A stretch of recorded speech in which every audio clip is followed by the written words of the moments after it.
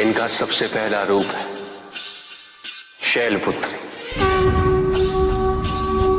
शैलपुत्री अर्थात पर्वतराज हिमावन की पुत्री, और इसी कारणवश इन्हें वृषारुधा के नाम से भी जाना जाता है।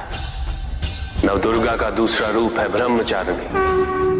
ब्रह्म अर्थात तपस्या, चारिणी अर्थात आचरण करने वाले। ये रूप उस ज्ञान व आचरण का प्रतीक है जिसके माध्यम से इन्होंने मुझे अपने पति के रूप में प्राप्त किया।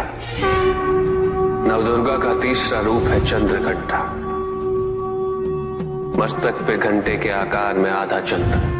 ये रूप अत्यंत शांतिदायक और कल्याणकारी है।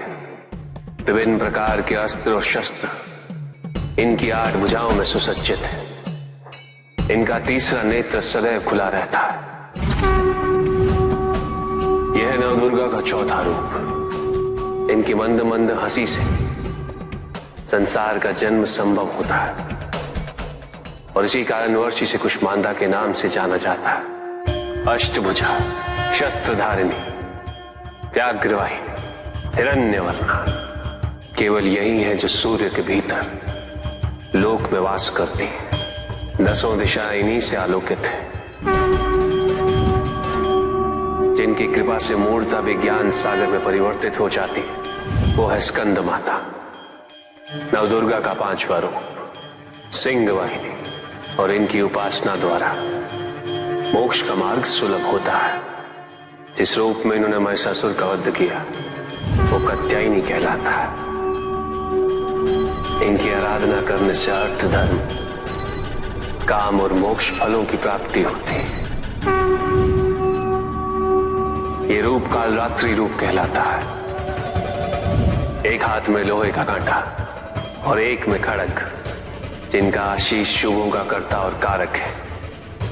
ये अंधकार का विनाश करती हैं। इनकी आराधना करने से असुरी शक्तियां भी भयभीत हो जाती।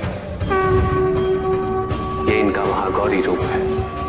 श्वेत वर्ण, श्वेत वस्त्रों से सुसज्जित, चतुर्भुज, त्रिशूलधारी, तालवाद्य धारण करने वाली ये इस रूप में अपने उपासकों को अभयदान देती। मां दुर्गा का 9वां रूप सिद्धदात्री कहलाता है।